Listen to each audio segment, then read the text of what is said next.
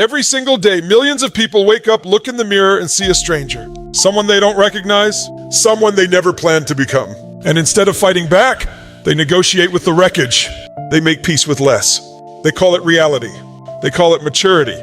They call it life. I'm here to tell you, that is not life. That is surrender with a sophisticated name. In the next few minutes, I'm going to show you exactly how to take absolute zero, no money, no momentum, no identity, nothing, and turn it into the most powerful starting point you have ever had. We're talking about rewiring how you see pain, how you use failure, and how you make the single decision that changes every decision after it. Stay with me. What's coming will not be comfortable. It will be true. You don't rebuild from strength. You rebuild from decision. This is the truth nobody wants to hear when they're sitting in the rubble of their own life, because strength feels like something you either have or you don't. It feels physical, earned. And when everything has collapsed, the job, the relationship, the identity, the plan, you feel none of it. You feel hollow. So you wait. You wait for the feeling of readiness to arrive, like a bus you've been promised but can never quite see coming. And that wait is where most people lose. Not in the collapse itself and the waiting after it. The decision is not, I feel strong enough to start. The decision is, I am starting and strength will meet me there.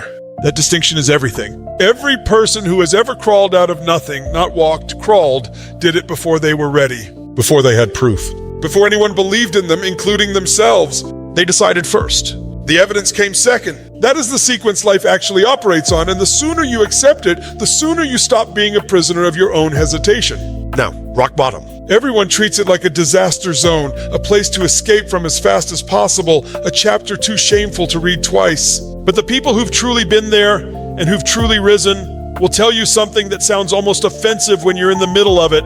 There is a brutal, clarifying power at zero. When you've lost everything, you stop pretending. The masks come off, the performances end, the exhausting maintenance of a life that wasn't working anyway. Gone. What remains is the raw material of who you actually are, stripped of every social layer, every comfortable lie, every identity you were performing for other people's approval. That is not a crisis. That is an excavation. And what gets excavated at rock bottom is something most people who've never been there will never access. The unguarded, unfiltered, unbreakable core of a human being who has nothing left to lose and everything left to build.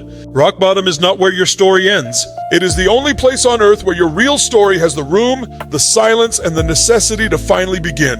The old you wasn't lost. It was outgrown. And there is a profound difference between those two things that most people spend years failing to understand. Loss implies something was taken from you, stolen, ripped away, destroyed against your will. Outgrowing implies something else entirely.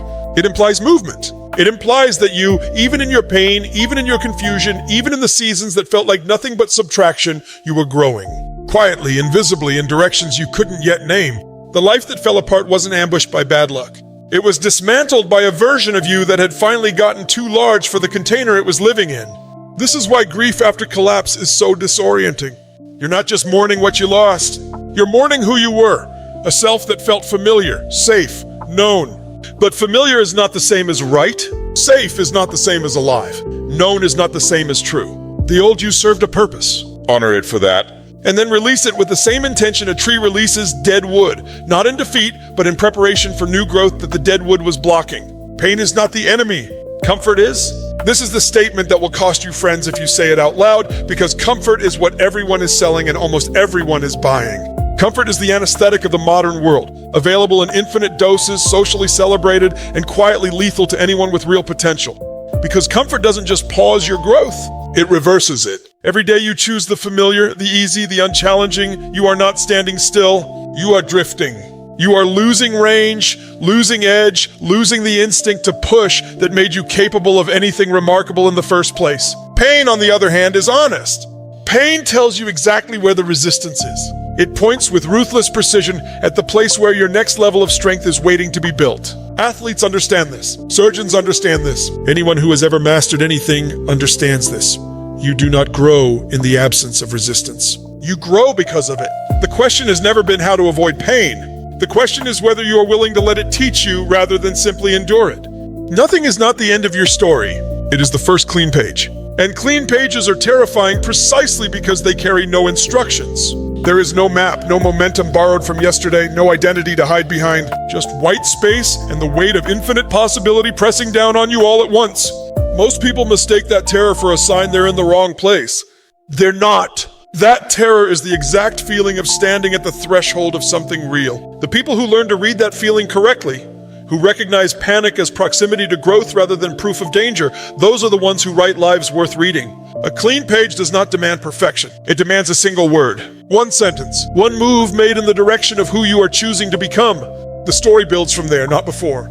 You do not need the full chapter to write the first line. You need only the courage to begin without knowing the ending, which is, if you think about it, the only honest way any story has ever been written. The version of you that survived this is the dangerous one.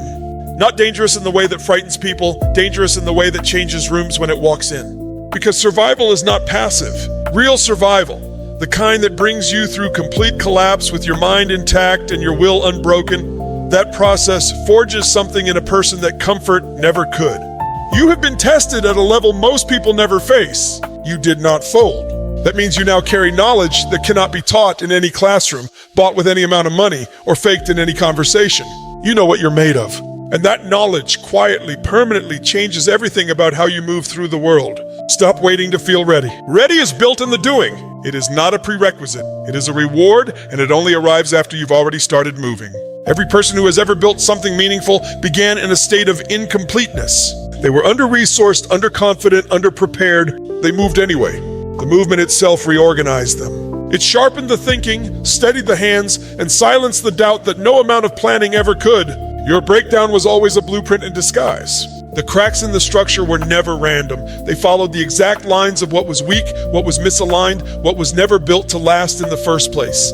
Which means the collapse handed you something architects spend careers trying to obtain, a precise, unfiltered map of exactly what needs to change. Most people look at the rubble and see destruction. The ones who rebuild look at the same rubble and see information. They study the wreckage. They build differently this time, not from hope alone, but from the hard-earned intelligence that only breaking down can produce. Most people quit at zero. Champions build there. Because zero is where the noise stops, where the pretense evaporates, where every person who was only present for your success quietly disappears. What remains at zero is pure intention, pure hunger, pure clarity about what actually matters. That is not poverty. That is precision. And precision is where every durable thing ever built begins. You weren't stripped of everything. You were stripped of everything that was holding you back. The relationships that were draining you, the identity that was too small, the comfort that was masquerading as a life, none of it was taken without reason. All of it was removed with purpose, not to punish you, but to prepare you. The weight you're no longer carrying is exactly what was keeping you from moving at the speed you were always capable of. You have everything you need, not everything you want, everything you need. The difference between the people who rebuild and the people who don't is never resources. It is never timing. It is never circumstance. It is a single uncompromising decision made in the darkest moment, the decision to be the author and not the victim, to use the wreckage as raw material, to let the breaking be the beginning. You are not behind. You are not too late. You are exactly where the most important chapter of your life is supposed to start. The only question left is whether you'll turn the page. Now go build something that proves every doubt wrong. Thank you for spending this time with Alpha Motivation World. If these words move something in you, if they crack something open, don't keep it to yourself. Like this video, drop your thoughts in the comments and subscribe so you never miss what's coming next. Every week we go deeper, hit harder, and give you the tools to build a life that actually reflects who you are capable of being. Next up, we're talking about the one habit that separates people who break through from people who just break. You don't want to miss it. See you there.